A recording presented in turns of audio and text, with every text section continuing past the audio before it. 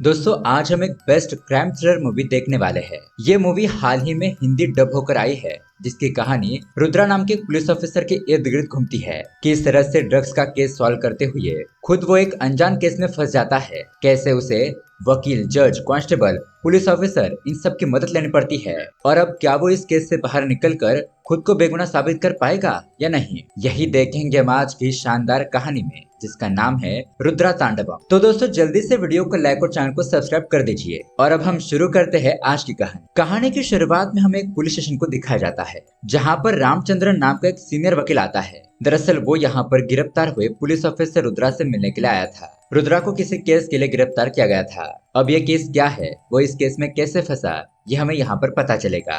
रामचंद्रन उसे अपना नाम बताता है और कहता है कि देखो रुद्रा, यहाँ पर मुझे स्पेशली जज साहबा ने भेजा है तुम्हारी पूरी कहानी जानने के लिए, इसलिए बेझिझक होकर मुझे सब कुछ सच सच बताओ कि आखिरकार तुम्हारे साथ क्या क्या हुआ था, तभी तो मैं तुम्हारी मदद कर सकूंगा। अब दोस्तों रुद्रा यहाँ पर अपनी कहानी बताने लगता है और सीन चला जाता है फ्लैशबैक में। रुद्रा बताता है कि वो उसके गांव में पहला ऐसा लड़का है जो पुलिस ऑफिसर बना है। उसके माता पिता गांव में रहते हैं और उसका ट्रांसफर होने की वजह से वो अपनी पत्नी वाराही के साथ 2 साल तक डी नगर में रहा था।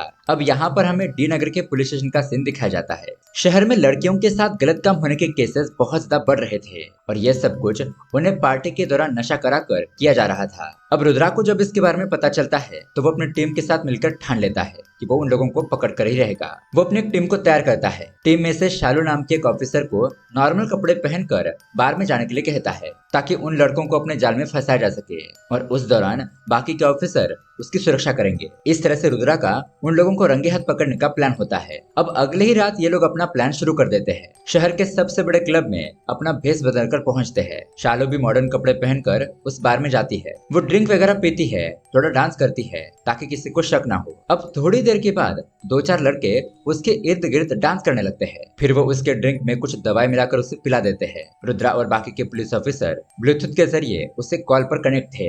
रुद्रा शालू से कहता है कि तुम घबराओ मत, वो जैसा करते हैं तुम बस वैसा करो, वो तुम्हें जहाँ ले जाएंगे हम तुम्हारे पीछे ही है। अब शालू तो वो ड्रिंक पीने के बाद आउट ऑफ कंट्रोल हो जाती है, तो ये लड़के उसे उठाकर अपने कार में बिठाते हैं और किसी दूसरे जगह पर ले जाने लगते हैं। ये देखकर रुद्रा और उसकी टीम तुरंत उसकी कार का पीछा करने लगती है, लेकिन तभी बीच रास्ते में एक शराब पी हुई लड़की उनके कार के सामने आ जाती है। अब मंदिरा उसे एक थप्पड़ लगाती है और यहाँ से जाने के लिए कहती है। अब ये लोग आगे बढ़ते हैं तो तब तक वो कार वहाँ से कहीं जा चुकी थी। अब उन्हें पता नहीं चल रहा था कि वो कार कहाँ गई होगी। उन्हें जल्द ही उन लोगों को ढूंढना होगा, वरना वो लोग शालू के साथ कुछ गलत ना करते। अब एक दूसरे ऑफिसर ने उस गाड़ी को जाते वक्त उसका वीडियो बना लिया था। वो उस वीडियो को रुद्रा को सेंड करता है। रुद्रा वो वीडियो देखता है तो उसके नंबर प्लेट के जरिए तुरंत ही उन लड़कों का एड्रेस ढूंढ निकालता है। रुद्रा और मंदिरा तुरंत ही उस लोकेशन पर पहुंचते हैं और यहाँ पर वो लड़के शालू के साथ गलत काम करने की कोशिश कर रहे थे। उसके कपड़े वगैरह खोल रहे थे, उसका वीडियो बना रहे थे, लेकिन तभी अचानक वहाँ पर रुद्रा पहुंच जाता है। उन लड़कों को ऐसा करते हुए देखकर उसे बहुत गुस्सा आता है। वो उन लड़कों को एक एक करके जबरदस्त तरीके से पीटता है,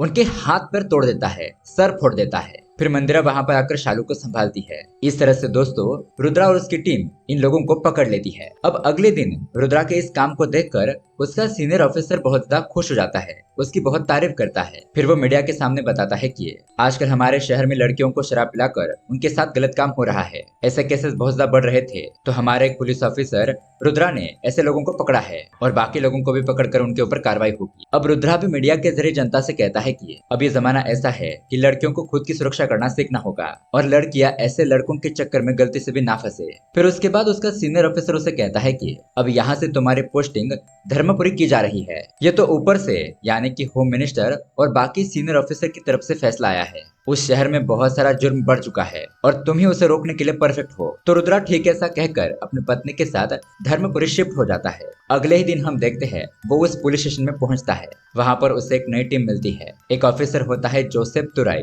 वो उसे बहुत सपोर्ट करता है। आगे जोसेफ उसे बताता है कि सर, यहाँ के अलग अलग पार्टी के नेता आपसे मिलना चाहते हैं। तो रुद्रा कहता है कि मैं उन लोगों से अलग अलग नहीं मिल सकता, तुम सब लोगों को इकट्ठा बुलाकर मेरी बात करवाओ। फिर वो अपने एक वीडियो शूट करने के लिए कहता है और उसमें शहर के लोगों को संदेश देता है कि अगर आप लोगों को कोई भी समस्या हो तो तुरंत ही पुलिस को कॉल करें, हम आपकी मदद जरूर करेंगे। फिर अगले ही दिन हम देखते हैं रुद्रा अपनी टीम के साथ गलत काम और धंधा करने वाले लोगों का सफाया करना शुरू कर देता है। सबसे पहले वो यहाँ पर गुंडागर्दी करने वाले लोगों को मारता पीटता है, जेल भेज देता है। फिर उसे चोरों का केस मिलता है तो वो उन्हें रेलवे स्टेशन के पास पकड़कर उनकी भी धुलाई कर देता है। एक बार समंदर के पास कुछ लोग उसे मारने की कोशिश करते हैं, लेकिन वो उन्हें भी खत्म कर देता है। फिर पॉलिटिशियन की मीटिंग बुलाकर उन सभी लोगों से कहता है कि देखिए, मैं आप लोगों का सम्मान करता हूँ, आप यहाँ पर जनता की सेवा करने के लिए हो और हम आपकी, तो इसलिए आप कोई भी गलत काम मत कीजिएगा। ऐसा करते हुए अगर आप पकड़े गए तो हमसे बुरा कोई नहीं होगा।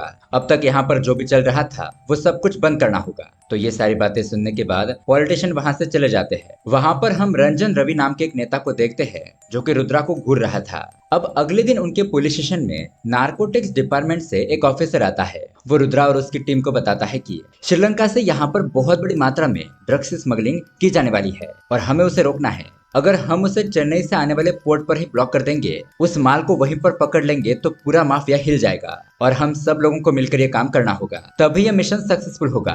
तो दोस्तों, अगले ही दिन ये लोग चेन्नई के समंदर के पोर्ट पर पहुंचते हैं। वहां पर निगरानी रखते हैं, सीसीटीवी कैमरास फिट करते हैं, वहां से गुजरने वाली हर एक छोटी बड़ी बोट पर नजर रखते हैं। और इस बारे में और भी छानबीन करने के बाद रुद्रा की टीम को कुछ बातें पता चलती है। वो इसी बारे में रुद्रा को बताते हैं, जैसे कि पिछले कुछ सालों से हम जैसे पुलिस ऑफिसर ने बहुत सारा ड्रग्स का माल पकड़ा था, लेकिन उसमें सिर्फ 100% में से 20 या 30% ही मीडिया को दिखाया गया। सर, इसमें हमारे देश के कुछ करप्ट पॉलिटिशियन भी शामिल है, वही जो कुछ लोग हैं जो इन ड्रग्स माफियों को सपोर्ट करते हैं, इसलिए आज तक हम उनका नामो निशान नहीं मिटा पाए। रुद्रा कहता है कि चाहे जो हो जाए, फिलहाल हमें जो मिशन मिला है हम उसे पूरा करके ड्रग्स को आगे सप्लाई होने नहीं देंगे, क्योंकि इससे हमारी युवा पीढ़ी बर्बाद हो रही है। उसके अगले सीन में हम देखते हैं रुद्रा अपने घर पर पत्नी के साथ खाना खा रहा होता है। तभी उसे मोबाइल के जरिए कुछ इन्फॉर्मेशन मिलती है। तो थोड़ी देर के बाद हम देखते हैं रुद्रा और जोसेफ वहाँ के एक छोटे नेता रत्ना से मिलने के लिए जाते हैं। उन्होंने पहले ही रत्ना की फैमिली को पकड़ लिया था। वो रत्ना को धमकी देते हैं, बहुत ज्यादा मारते पीटते हैं और उसका ड्रग्स वालों के साथ क्या कनेक्शन है ये बताने के लिए कहते हैं। अब पहले तो वो कुछ बताने के लिए तैयार नहीं था, लेकिन बहुत मार खाने के बाद और अपनी पत्नी और बच्चे को बचाने के लिए वो सच बोल देता है। वो बताता है कि सर, ये लोग पबजी गेम के जरिए अपने मैसेज ट्रांसफर करते हैं, तो अगली डील कब होने वाली है, जब पबजी खेला जाएगा तभी पता चलेगा। अगले दिन हम देखते हैं रुद्रा और जोसेफ नाश्ता कर रहे थे, तभी उन्हें एक ऑफिसर का कॉल आता है। वो बताता है कि सर, अभी भी यहाँ पर रत्ना के मोबाइल में पबजी गेम चल रहा था, तो उसमें उन लोगों की बात हुई है कि डील आज ही होगी। ग्रीन कलर के बोट में माल आएगा और उसका नंबर होगा 1774। तो ये लोग तुरंत ही उस लोकेशन पर पहुंचते हैं। समंदर में थोड़ा आगे जाकर एरिया में छानबीन करते हैं। अब तभी उन्हें वहां पर एक बोट दिखाई देती है। वो लोग तुरंत ही उसके पास जाते हैं, अंदर चढ़कर छानबीन करने लगते हैं। उस बोट पर 4 लड़के थे जो कि बहुत घबराए हुए थे। अब यहाँ बोट पर ढूंढने पर भी पुलिस को कुछ नहीं मिलता। रुद्रा उनसे पूछताछ करता है तो वो लोग बताते हैं कि हम यहाँ पर मछली पकड़ने के लिए आए थे, ये बोट खराब हो गई थी इसलिए फिर से वापस जा रहे हैं। अब रुद्रा उन लड़कों को अपना आईडी कार्ड देने के लिए कहता है। वो उनके आईडी कार्ड कलेक्ट करके उन्हें वेरीफाई करता है। तो थोड़ी देर में पता चलता है कि इन आईडी कार्ड में से 2 आईडी झूठी है। तो फिर क्या था, रुद्रा और उसकी टीम तुरंत ही इन लोगों को पकड़ती है, बहुत ज्यादा मारती पीटती है। तब जाकर वो बताते हैं कि ड्रग्स उन्होंने वो गोला जैसी चीज बनाकर रखी थी, उसके अंदर छुपा कर रखा था। उसे फोड़ने पर बहुत सारे ड्रग्स के पैकेट बाहर निकलते हैं। इस तरह से यहाँ पर रुद्रा और उसकी टीम को बहुत सारी मात्रा में ड्रग्स मिल जाता है और ये लोग उस माल को जब्त कर लेते हैं। यहाँ पर पता चलता है कि ये पूरा 200 करोड़ का माल है। अब यहाँ से सीन शिफ्ट होता है और हम शहर के बहुत बड़े नेता वातापी भाई को देखते हैं। दुष्यंत नाम का एक आदमी उसके पास आता है और कहता है कि अब मुझे तुम्हारे साथ काम नहीं करना, अगली बार मैं खुद ही इलेक्शन में खड़ा होना चाहता हूँ। ये बात सुनकर वातापी को बहुत गुस्सा आ जाता है और वो गर्म चाय उसके मुंह पर फेंक देता है। उस आदमी को वो बहुत मारता पीटता है, कहता है कि मेरे खिलाफ जाने की जरूरत मत करना वरना मैं तुम्हें मार डालूंगा। इस तरह से वार्निंग देकर उसे छोड़ देता है। तभी उसे कॉल आता है और पता चलता है कि उसका जो ड्रग्स का माल आ रहा था वो पकड़ लिया गया है। यानी कि दोस्तों, ये वातापी ही था जो ड्रग्स का सप्लाई करता था। फिर वो पता करवाता है कि काशीपुरी एरिया के इंस्पेक्टर रुद्रा ने उसका माल पकड़ा है। ये पता चलते ही वातापी तुरंत ही उस एरिया को हैंडल करने वाले अपने एक आदमी रंजन रवि को कॉल करता है। उसे बताता है कि हमारा माल उस इंस्पेक्टर ने पकड़ लिया है और ये काम हो रहा था तो तुम क्या कर रहे थे। खैर छोड़ो, अब पुलिस स्टेशन जाकर उस ऑफिसर के साथ मेरी बात करवाओ। तो रंजन तुरंत ही पुलिस स्टेशन पहुंचता है और रुद्रा को बताता है कि हमारे बॉस आपसे बात करना चाहते हैं। अब रुद्रा वो कॉल लेता है और कहता है कि अच्छा, तो तू है इन सब के पीछे। वाता पे उसे कहता है कि देख इंस्पेक्टर, तुझे नहीं पता कि तू क्या कर रहा है, बेवजह ही मारा जाएगा, इसलिए जैसा मैं कहता हूँ वैसा कर। अब जितना भी माल तुम्हें मिला है उसमें से 10% माल मीडिया वाले को दिखा दे और बाकी का माल मेरे आदमी के साथ वापस भेज दे। इसके बदले में जितने तुम्हें पैसे चाहिए मैं तुम्हें दूंगा, बस मेरे साथ मिलकर काम कर, तू बहुत खुश रहेगा। तो रुद्रा कहता है कि ठीक है, तुम्हारा काम हो जाएगा। अब वो मीडिया के सामने वैसा ही बताता है। उस पूरे ड्रग्स में से 10% माल ही पकड़ा गया है। अब ये न्यूज देखकर वातापे तो बहुत खुश हो जाता है कि उस पुलिस वाले ने उसकी बात मान ली। लेकिन दोस्तों उसके कुछ देर बाद में रुद्रा वातापे को वीडियो कॉल करता है। वातापे उसे कहता है कि रुद्रा, अच्छा हुआ जो तुमने मेरी बात मान ली। लेकिन यहाँ पर रुद्रा उसे कहता है कि वैसे मैंने तुम्हारी बात मान ली, ये अच्छा ही किया, क्योंकि अगर मैं इस माल के बारे में नारकोटिक्स डिपार्टमेंट वालों को पूरी तरीके से बता देता तो तू कोई ना कोई जुगाड़ लगाकर अपने पॉलिटिकल कनेक्शन से ये सारा माल फिर से छुड़ा लेता। लेकिन अब मैं इस माल को तुम्हारे सामने ही जला देता हूँ। ऐसा कहकर वो उस माल को आग लगा देता है। ये देखकर वातापी बहुत गुस्सा हो जाता है। उसे कहता है कि ये तूने ठीक नहीं किया, तूने 200 करोड़ का माल ऐसे ही आग में फूंक दिया, इसमें से मेरा 40 करोड़ का मुनाफा था। अब तू नहीं बचेगा, मैं तुम्हें सबक सिखा कर ही रहूंगा। रुद्रा कहता है कि मैं भी देखता हूँ तू मेरा क्या बिगाड़ लेता है और अब तुम्हें सावधान रहना होगा। अगर मैंने तुम्हें रंगे हाथ पकड़ लिया तो तुम्हारा बहुत बुरा हश्र करूंगा, जल्द ही तुम्हारे सारे 2 नंबर के धंधे बंद करवा दूंगा। ऐसा कहकर कॉल कट कर देता है। अब अगले दिन रुद्रा पुलिस स्टेशन पहुंचता है, अपनी टीम से बाकी के केस के बारे में पूछता है। तभी वहां पर एक लेडी कांस्टेबल को एक खबरी का कॉल आता है। वो आदमी उन्हें बताता है कि मैडम, शिवगामी मार्केट के बाहर कुछ लड़के खुलेआम गांजा बेच रहे हैं, आपको उन्हें जल्दी पकड़ना चाहिए। अब यही बात वो लेडी कांस्टेबल ऑफिसर रुद्रा को बताती है। रुद्रा कहता है कि ये लड़के पढ़ाई छोड़कर ये क्या कर रहे हैं, हमें उन्हें रोकना होगा, तुरंत ही पेट्रोलिंग करने वाली गाड़ी निकालो। तो जोसेफ कहता है कि सर, गाड़ी तो सर्विसिंग के लिए दी गई है। अब रुद्रा कहता है ठीक है, हम दोनों बाइक पर जाते हैं और उन्हें पकड़कर यहाँ ले आएंगे। इस तरह से ये लोग मार्केट पहुंच जाते हैं। वहाँ आसपास ढूंढने पर उन्हें 2 लड़के छुपकर गांजा बेचते हुए दिखाई देते हैं। ये लोग तुरंत ही उनके पास जाते हैं और उन्हें पकड़ लेते हैं। उनकी गाड़ी के अंदर उन्हें बहुत सारे गांजा के पैकेट मिलते हैं। अब यहाँ पर रुद्रा उन लड़कों को डांटता है। फिर जोसेफ से कहता है कि यहाँ पर हमारी टीम को बुलाओ, इन दोनों को अरेस्ट करके ले जाओ, मुझे एक दूसरा काम करने के लिए जाना है। ऐसा कहकर वो अपनी बाइक के पास जाता है। लेकिन तभी ये 2 लड़के जोसेफ को धक्का देकर अपनी स्कूटी लेकर वहां से भागने लगते हैं। ये देखकर रुद्रा उनका पीछा करने लगता है, उन्हें रुकने के लिए कहता है। लेकिन वो लड़के भागते वक्त एक प्रेग्नेंट लेडी की गाड़ी को धक्का दे देते हैं, पर भगवान की दया से उस कपल को कुछ नहीं होता। अब ये देखकर रुद्रा को उन दोनों पर बहुत ज्यादा गुस्सा आ जाता है। वो तेजी से बाइक चलाकर उन तक पहुंचता है और उनकी स्कूटी को लात मारता है, जिससे कि वो दोनों गिर जाते हैं और उनका एक्सीडेंट हो जाता है। अब रुद्रा और उनकी टीम तुरंत ही उन दोनों को गाड़ी के अंदर डालते हैं और हॉस्पिटल ले जाते हैं। अब थोड़ी देर के बाद उनका इलाज होने के बाद डॉक्टर से पूछने पर वो बताता है कि सर, एक लड़के को हल्की से चोट आई है, लेकिन जो दूसरा लड़का है मारण, उसके सर के पीछे बहुत गहरी चोट लगी है, उसे 15 टाके लगे हैं। उसका ध्यान से रेगुलर चेकअप करवाना होगा, वरना उसके सर में इन्फेक्शन भी हो सकता है। बाकी कोई टेंशन की बात नहीं है। अब रुद्रा जोसेफ से कहता है कि ठीक है, तुम इन दोनों को कल पुलिस स्टेशन लेकर आओ। अब रुद्रा घर पर आकर बहुत परेशानी में बैठा होता है। उसे टेंशन में देखकर उसकी पत्नी वाराही उसे पूछती है कि ओ जी, क्या हुआ। वो बताता है कि आज 2 लड़कों को गांजा बेचते हुए पकड़ते वक्त वो लोग एक प्रेग्नेंट लेडी को धक्का देकर भाग रहे थे, इसलिए मैंने उनकी बाइक को गिरा दिया और पकड़ लिया। रास्ते पर गिरने की वजह से उनको चोट लग गई। अगर मेरी वजह से उन्हें कुछ हो गया तो मैं खुद को कभी माफ नहीं कर पाऊंगा। वाराही कहती है कि इसमें आपकी कोई गलती नहीं है, उस प्रेग्नेंट लेडी के बारे में ही सोचकर आपने उन्हें रास्ते पर गिराया और तभी तो आप उन्हें पकड़ पाए,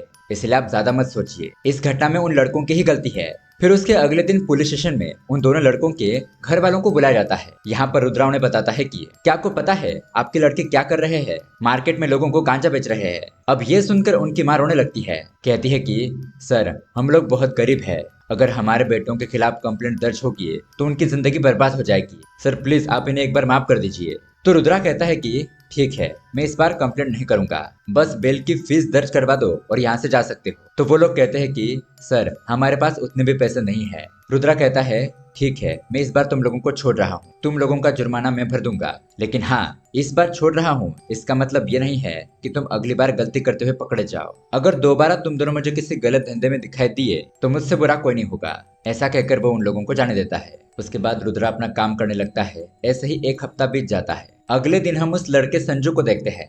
वो अपने दोस्त मारण के घर पर जाता है। उसकी माँ कहती है कि वो तो अभी तक सो रहा है। संजू उसे उठाने जाता है, लेकिन वो कुछ भी रिएक्ट नहीं करता। अब उसकी माँ और संजू उसे उठाने की कोशिश करते हैं, लेकिन तभी मारण को मिर्गी के दौरे पड़ने लगते हैं। ये देखकर वो लोग घबरा जाते हैं। तुरंत रिक्शा में बिठाकर उसे हॉस्पिटल ले जाते हैं। लेकिन दोस्तों, तब तक मारण की मौत हो जाती है। ये देखकर उसकी माँ फुट फुट कर रोने लगती है। उसके बाद हम देखते हैं यहाँ पर मारन का बड़ा भाई पल्ली वकील के साथ शहर के पुलिस स्टेशन में पहुंचता है और इंस्पेक्टर रुद्रा के खिलाफ कंप्लेंट दर्ज करवाता है कि कुछ दिन पहले इंस्पेक्टर रुद्रा ने मेरे भाई मारन का एक्सीडेंट करवा दिया। उसके सर पर 15 टाके लग गए, लेकिन उसकी वो जख्म ठीक नहीं हुई और उसकी मौत हो गई। यहाँ पर वकील कहता है कि सर, वो आपके डिपार्टमेंट का है, इसलिए आप उसे मत छोड़ना, वरना हम लोग धरने पर बैठ जाएंगे। सीनियर ऑफिसर कहता है कि ठीक है, हम इस केस को देख लेंगे। फिर वो ऑफिसर तुरंत ही रुद्रा को कॉल करके सब कुछ बता देता है। अब उस मारन नाम के लड़के की मरने की खबर सुनकर रुद्रा को बहुत बुरा लगता है। वो कहता है कि सर, हमने उसे गांजा बेचते हुए पकड़ा था, वो लोग भाग रहे थे तब उसका एक्सीडेंट हुआ था। मुझे नहीं लगता कि वो मेरे वजह से मर गया होगा। सीनियर कहता है कि मैं समझ सकता हूँ, इसलिए तुम ये मामला शांत होने तक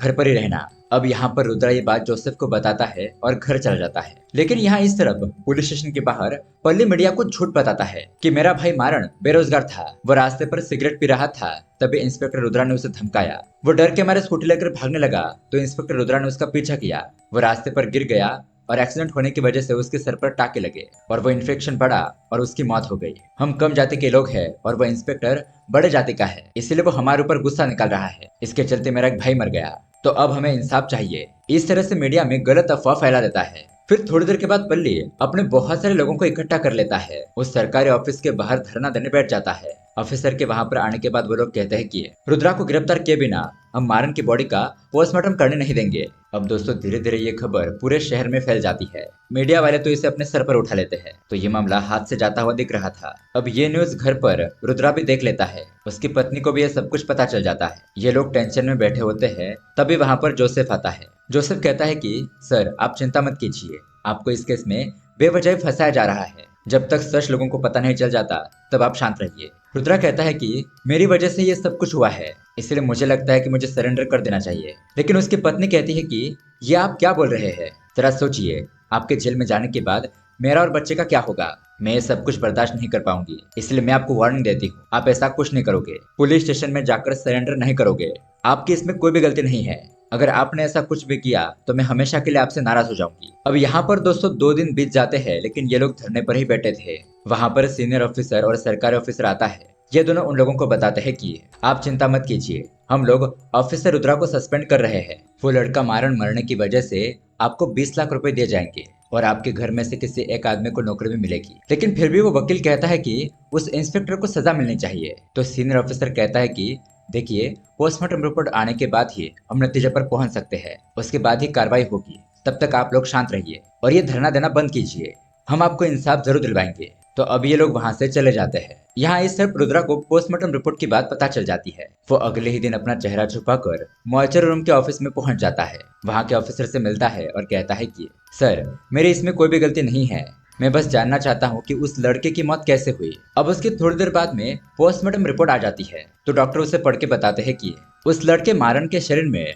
ड्रग्स की मात्रा मिली तो है, लेकिन बहुत ही थोड़े परसेंटेज में। ड्रग्स की इतनी मात्रा में किसी की मौत नहीं हो सकती, लेकिन उसके सर पर जो टाके लगे थे उसका इन्फेक्शन बहुत ज्यादा बढ़ चुका था। तो शायद ये दोनों ही रीजन हो सकते हैं उस लड़के के मौत के। मैं पक्का कुछ नहीं कह सकता, मेरे करियर में भी ऐसा केस पहली बार आया है। अब ये बात सुनकर रुद्रा को बहुत बुरा लगता है। वो सोचने लगता है कि कहीं मेरी वजह से ही उस लड़के की मौत तो नहीं हो गई। और दोस्तों, अब यहाँ पर ना चाहते हुए भी उसके सीनियर ऑफिसर को रुद्रा को गिरफ्तार करना पड़ता है। उसके बाद हम यहाँ पर प्रेजेंट में आते हैं। ये सारी कहानी सुनकर उस वकील को भी दुख होता है। वो कहता है कि आप गिल्टी हो इसलिए खुद ही सरेंडर कर दिया, लेकिन मुझे तो इस केस में आपको किसी ने साजिश करके फंसाया हुआ है ऐसा लग रहा है। रुद्रा भी कहता है कि जी सर, मुझे भी ऐसा ही लगता है, उस लड़के की मौत किसी दूसरे कारण से हुई होगी, मैंने कुछ नहीं किया है। अब यहाँ पर वकील उसे एक अच्छी खबर सुनाता है कि जज साहिबा ने उसे बेल पर 15 दिन के लिए छोड़ दिया है। इन 15 दिनों में तुम्हें खुद को बेगुनाह साबित करने के लिए सारे सबूत इकट्ठा करने होंगे, फिर कोर्ट में कार्रवाई होगी और एडवोकेट इंद्रसेन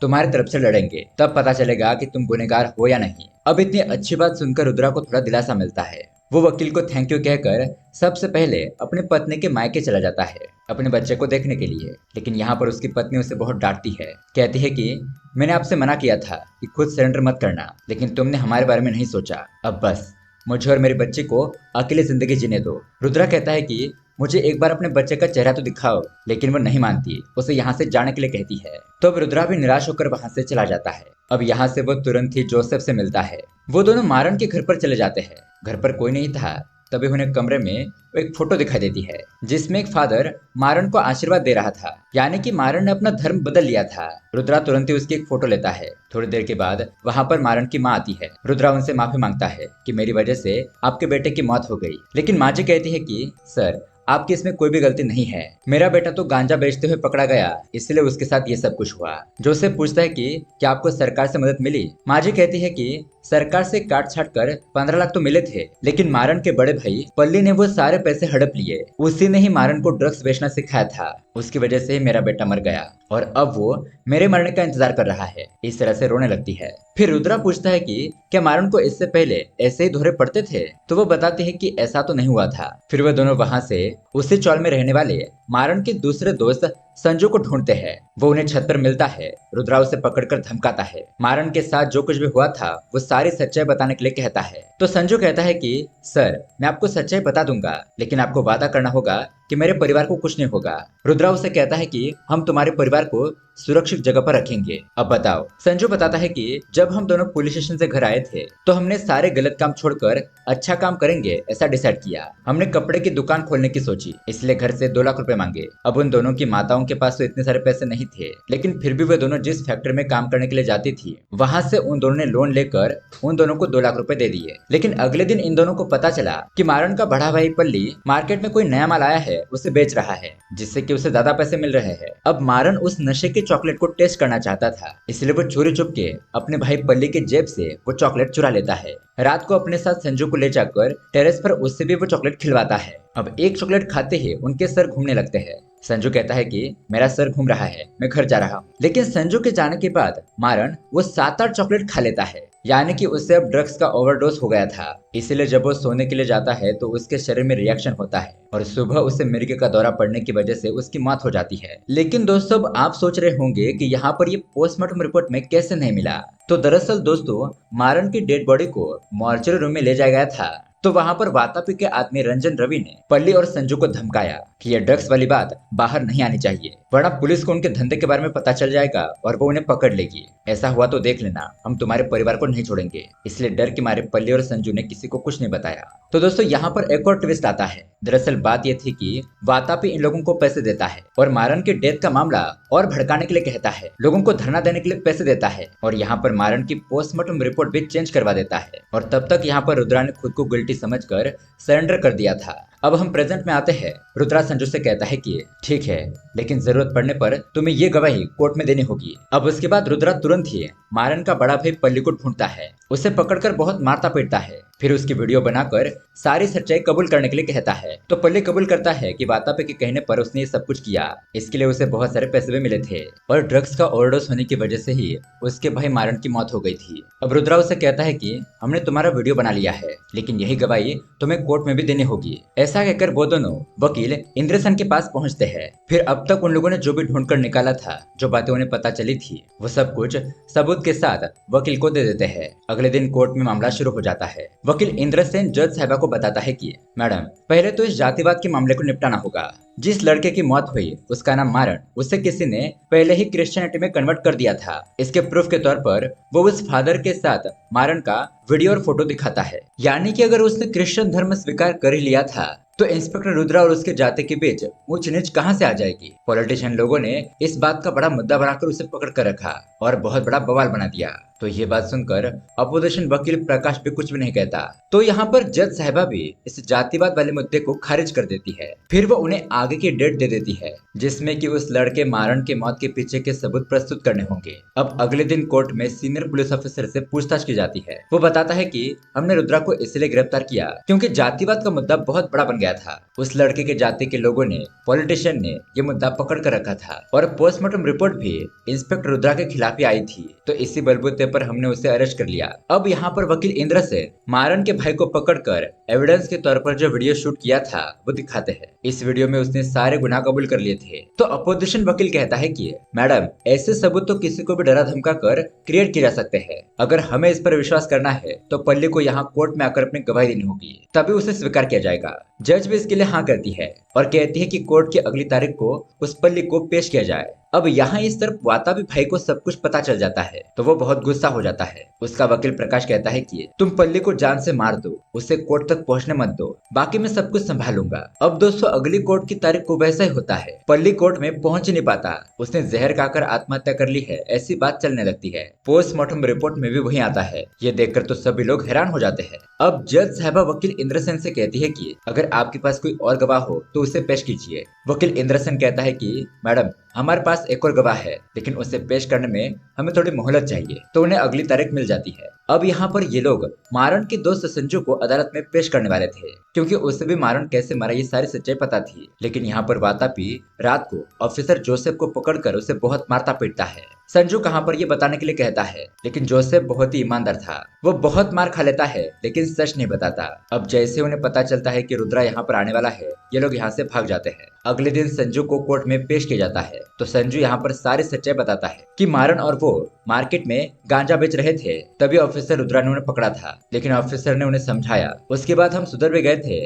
लेकिन मारन ने अपने भाई पल्ली के पास से नशे वाली गोलियां खाकर उसकी मौत हो गई और इस मौत का फायदा वातापी भाई ने रुद्रा को फंसाने के लिए किया। ये सब कुछ उसकी ही चाल थी। तो अब यहाँ पर जज वातापी को कोर्ट में लाने का ऑर्डर दे देती है। लेकिन हम देखते हैं कि रुद्रा इन सबसे बहुत परेशान हो जाता है। वो समझ जाता है कि अगर वातापी गिरफ्तार भी हो गया तो कुछ सालों के बाद जल्द ही अपने कनेक्शन से जेल से छूट जाएगा। इसलिए वो वातापी के गोदाम में जाकर वहाँ पर सब लोगों को मार देता है। जब वातापी वहाँ पर आता है तो वो उसके साथ फाइट करता है, उसे बुरी तरीके से जख्मी करके ड्रग्स के माल के साथ जला देता है। उसके अगले दिन हम कोर्ट में देखते हैं तो एक बहुत ही शॉकिंग बात होती है। उस लड़के मारन की माँ कोर्ट में आकर जज साहिबा को बताती है कि मैडम मुझे मेरे बेटे के गुनहगारों के बारे में पता चल गया था। सबसे बड़ा दुश्मन तो मेरा ही बड़ा बेटा पल्ली था। उसने ही मारन को ड्रग्स बेचना सिखाया था, इसलिए मैंने ही उसके खाने में जहर मिलाकर पल्ली को मार दिया। फिर मैंने वातापी के खास आदमी रंजन रवि को फैक्ट्री के अंदर दफन कर दिया और कल रात मैंने वातापी को भी उसके फैक्ट्री में